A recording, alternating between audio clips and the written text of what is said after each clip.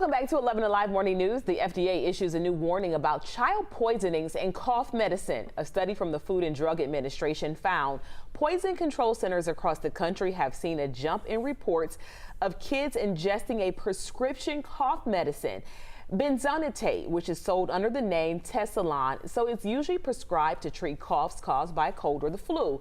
But the drug is not approved for children under the age of 10. The report found children who were accidentally exposed to the medication, but it also found others, mostly over age 10, who abused the drug on purpose. And while the number of cases with serious effects were low, misuse can lead to some serious problems in kids like convulsions, cardiac arrest, and even death.